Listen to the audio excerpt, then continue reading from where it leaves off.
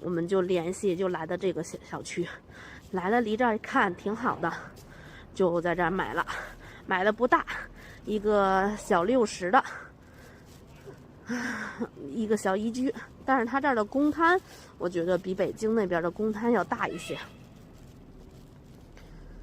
好像听见我们家孩子的声了，孩子，你来啦！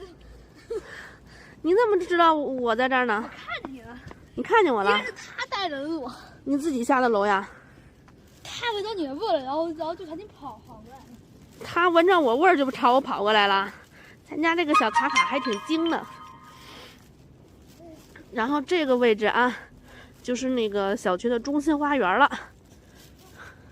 夏天也是有喷泉呀，有什么跳舞的呀，反正这边绿化搞得都挺好的，给大家看看啊。